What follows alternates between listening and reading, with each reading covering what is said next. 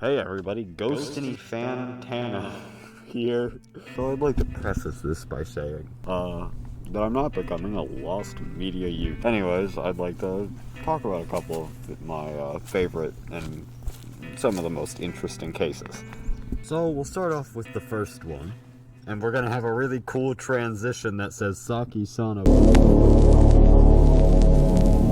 Saki Sonobashi, or Go for a Punch, is a lost media case that originated from the wonderful, wonderful landscape of 4chan on the paranormal board. A bunch of people were sharing about weird shit they found on the dark web, and one guy was like, "Man, I found this anime, and get this."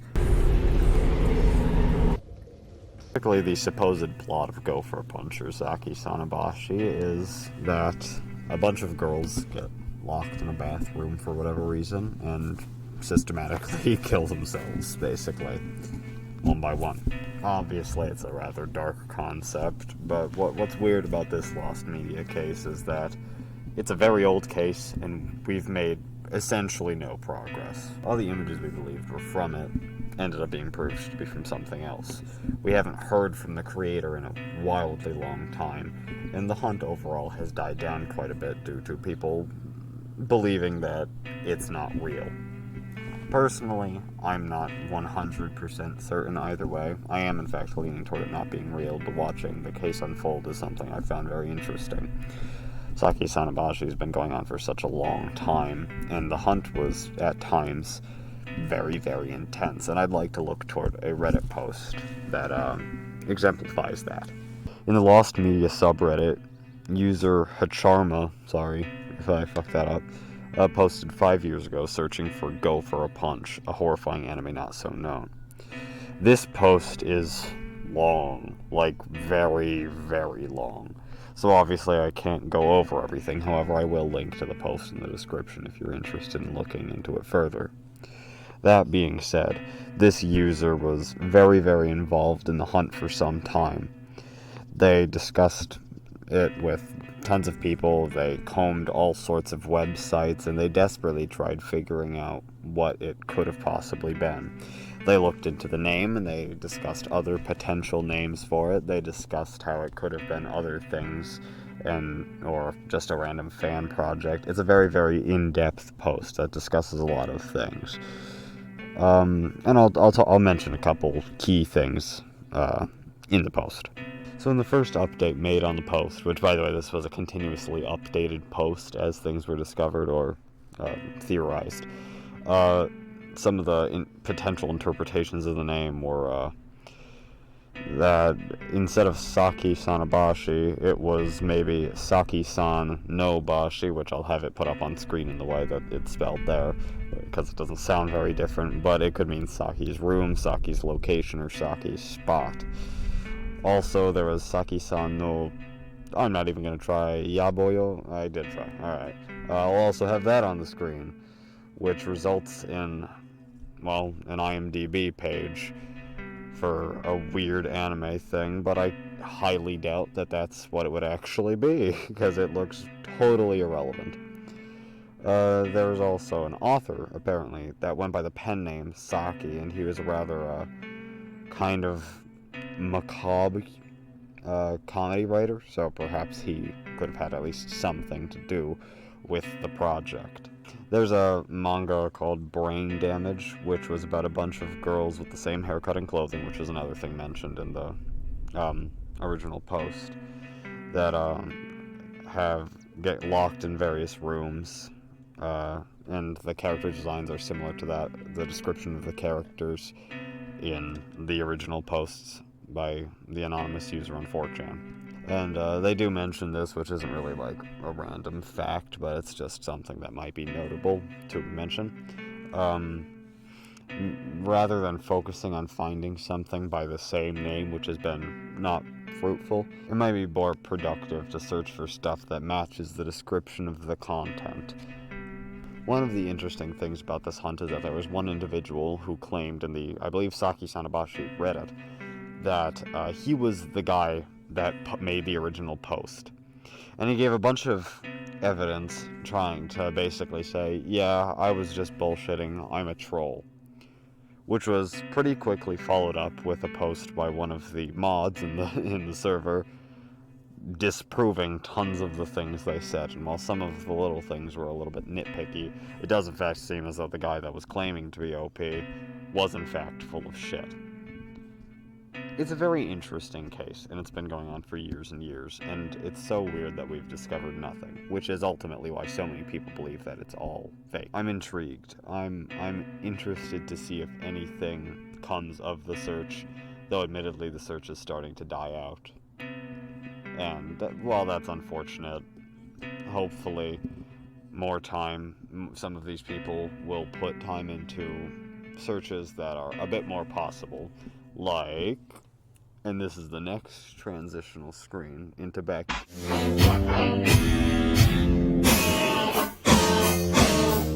We all know the Backyardigans, the children's TV show that aired on Nickelodeon. The Backyardigans was a young children's show that aired on Nickelodeon, and when did the first episode come out, actually? I don't actually know that.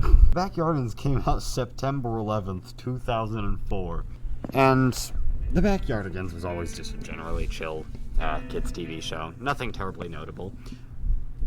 Until it was discovered that there was a lost pilot and a live-action one at that. This hunt has been going on for roughly, I believe, 7 years. Unlike Saki Sonobashi, it is in fact confirmed that this is real, and we actually do have pictures and a very, very, very small amount of footage from it. What makes this hunt so significant, though, is that we've found it. We found it 2 to 3 times, and every time it got lost. So the first time, and all the crew members that actually did have copies, it's not specified what their roles or what their identities were. But one of them, they had a copy, and then just kind of disappeared. Another was actively talking, and eventually when the tape was brought up, they were like, I wish you the best of luck in finding a tape. I do in fact have one, I'm not sharing it. And then he shut down the communication right then and there. And then another person who had a very long series of messages with the hunters said that they had a copy, sent a picture of the copy of the tape, and said that they'd be willing to share it with them so long as they got permission from their boss. And then they disappeared off to somewhere. All 3 of these people cut contact with the searchers, and even through sending follow-ups, nothing ever came of these outside of what I already told you. So we found people that have it. We just haven't gotten it. Another really, really weird thing about this case of lost media is that there's basically feuding parties in the hunt.